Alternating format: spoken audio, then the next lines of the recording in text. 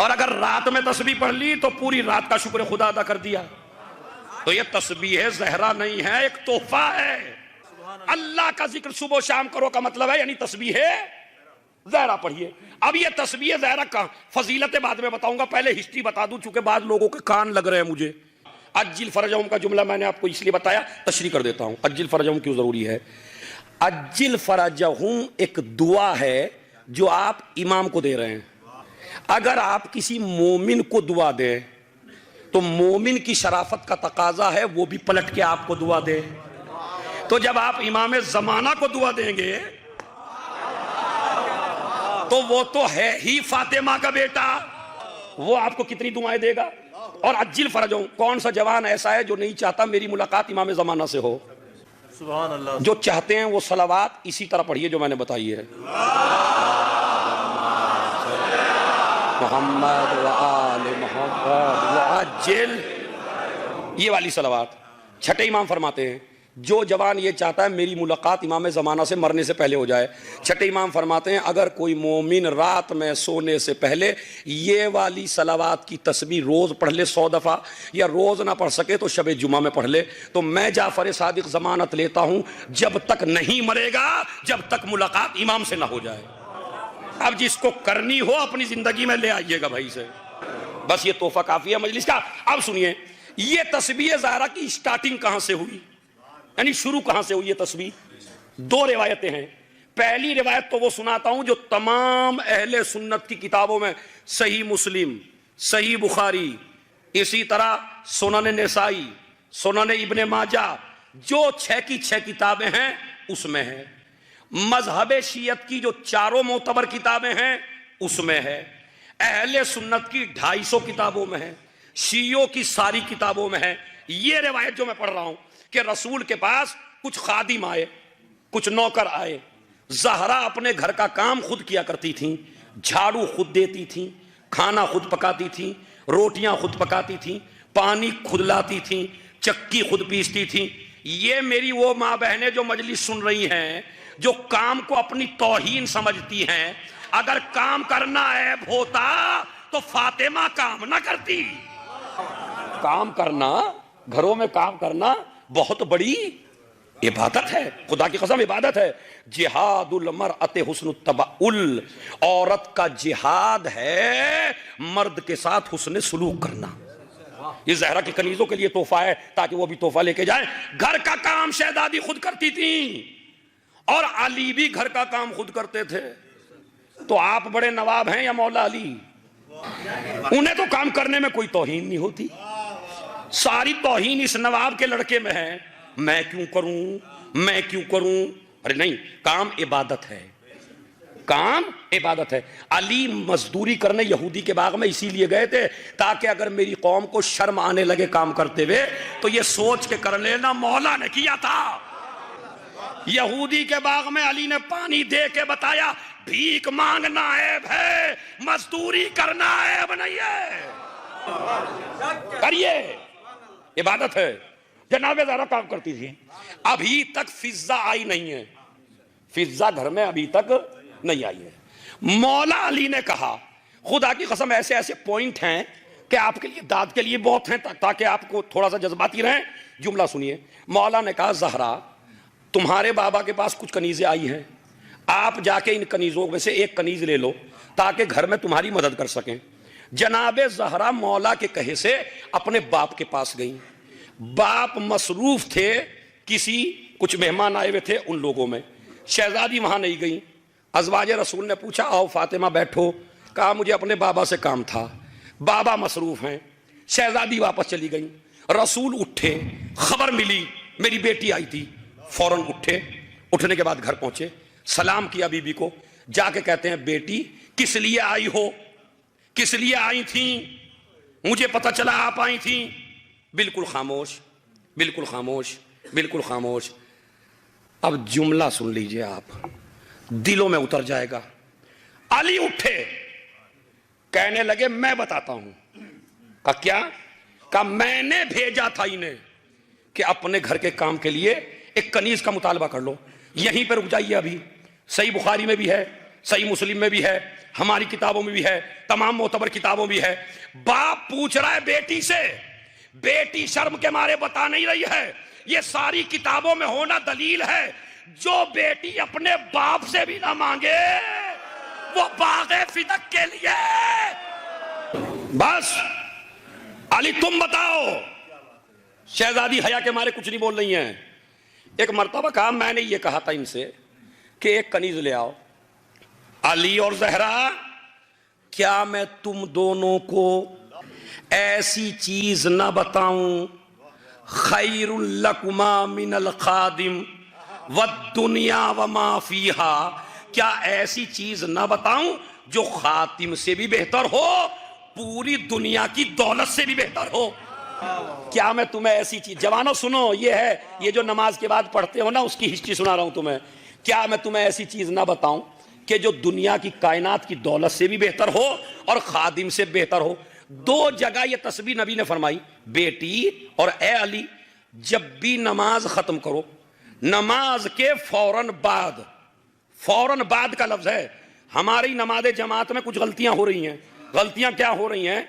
जब हम नमाज तमाम करते हैं, तशहुद और सलाम पढ़ते हैं, पहले कोई आयत पढ़ते हैं, फिर दुआ पढ़ते हैं, फिर हाथ मिलाते हैं, बाद में तस्बीह शुरू करते हैं। इमाम ने फरमाया, नमाज तमाम होते ही जिस हाल में तशहुद पढ़ा, जिस हाल में सलाम पढ़ा, करवट भी ना बदलो, घुटना भी ना बदलो, उसी हाल में तस्बीह ज़हरा पढ़ो। अब जहां हो रहा है इंशाअल्लाह वो आज से मैं रिवायतें आपको सुना रहा हूं न। इमाम ने फरमाया फौरन नमाज के बाद फौरन तस्बीह, इधर उधर भी ना देखिए, घुटना भी ना बदलिए। मतलब ये होता है ना, चलो जिसको परेशानी है, बीमारी है, मोटापा है, नहीं बैठा जा रहा, वो अलग मसला, लेकिन अगर कोई बैठ सकता है तो जिस हाल में नमाज में बैठा है उसी हाल में बैठ के फौरन सलावात पढ़ने के बाद, सलाम के सलाम फेरने के बाद फौरन तस्बीह ज़हरा पढ़े। इसका वजन बहुत ज्यादा है, इस तरह पढ़े, फासला ना करे, किसी से बात ना करे, क्योंकि तेरी बात खुदा से हो रही है। किससे बातें करेगा भाई? अल्लाह से बात कर, किसी से बात। तस्बीह में कभी कभी गलत असरात हो जाते हैं। जो जिक्र अददी होते हैं ना, गिनने वाले, उनमें बीच में उरफा कहते हैं, बीच में बोलना नहीं चाहिए। वो जो कहते हैं ना अमल बिगड़ गया, अमल नहीं बिगड़ता, आप बिगड़ जाते हैं। तो आप इस तरह करिए जैसे इमाम ने फरमाया है, बिल्कुल मिला के तस्बीह ज़हरा पढ़िए। ये दुनिया से बेहतर है और दुनिया की दौलत से बेहतर है। और बेटी जब सोने लगो, जब रात में बिस्तर पे लेटने लगो, तो तब भी ये तस्बीह पढ़ो। अहले बैत ने जैसे ही नबी को तालीम दी, फौरन अहले बैत ने शुरू कर दिया। रिवायत में मौजूद है, इन्ना सलात अल खालियत मिन्हु तुरद्दु अला साहिबिहा, अगर कोई इंसान नमाज के बाद तस्बीह ना पढ़े तो अल्लाह मियाँ को हक है कि उसकी नमाज उसके मुंह पे मार दे। अब जुमला कह रहा हूं भाई, विलाई जुमला, अली की विलायत ना हो तो नमाज कबूल नहीं होती, तस्बीह फातिमा ना हो तो नमाज वजनी नहीं होती। नमाज को अगर वजनी बनाना है, वजनी कितनी, सुनिए सुनिए, बिस्मिल्लाहिर्रहमानिर्रहीम। काला अबू अब्दुल्लाह अस्सादिक अलैहिस्सलाम, छठे फरमाते हैं सादिक आले मोहम्मद, तस्बीहो फातिमा फी कुल्ले यौम फी दोबोरे कुल्ले सलात अहब्बु इलैया मिन सलात अल्फ रका। अब जिन तक पहुंच गया, आपके लिए तर्जुमा कर देता हूं। छठे इमाम फरमाते हैं, मेरे नजदीक वो नमाज जिसके बाद तस्बीह ज़हरा पढ़ी जाए उन 1000 नमाजों से बेहतर है जिसके बाद तस्बीह ना हो। यानी 1000 रकत आदमी एक तरफ पढ़े, 2 रकत पढ़ के तस्बीह फातिमा पढ़ ले तो ये तस्बीह 1000 के बराबर कर देती है। बाद में उनके बाप फरमाते हैं, 5वें इमाम, काल अबू जाफर अलैहिस्सलातु वस्सलाम, खुदा की कसम बड़ा अजीब जुमला कहते हैं, मन सब्बहा तस्बीह ज़हरा सुम्मा इस्तगफरा अब मेरी मेहनत का भी अंदाजा लगा लीजिए कितनी करके आया हूं। मन सब्बहा तस्बीह ज़हरा सुम्मा इस्तगफरा गफिर अल्लाहु लहू वहिया मिअतुन बिल्लिसान व अल्फुन बिल वीज़ान व ततरुदु अश-शैतान व तुरज़ी ar-रहमान। जो इंसान नमाज के बाद तस्बीह फातिमा पढ़े फिर इस्तिग़फार करे, अल्लाह इसके सारे गुनाहों को माफ कर देता है। अरे कमाल का जुमला। अब तक तो जाकिरों के नुक्ते पे दाद दे रहे हो पूरे साल से, अब जरा इमाम को दाद दो अपने पांचवे। इमाम कहते हैं जब मोमिन पढ़ने लगता है या मिअतुन बिल लिसान, जबान से कहता है 100 मरतबा, जब ये मीजान में पहुंचती है तो 1000 बन जाती है। क्या जबान से है 100 मरतबा, मीजान में पहुंचती है तो 1000 बन जाती है। और अब जुमला सुनिए पूरी मजलिस का खुलासा। व ततरुदु अश-शैतान, तस्बीह फातिमा से शैतान दूर होता है। अगर घर में कभी डर लगने लगे तो तावीज गंडो वालों के चक्कर में ना आना, तस्बीह फातिमा पढ़ना, शैतान खुद ब खुद भाग जाए। शैतान को भगाने का बेहतरीन तरीका क्या है? और जब आपके हाथ में हथियार है तो दूसरे से क्यों कमची मांग रहे हो भाई?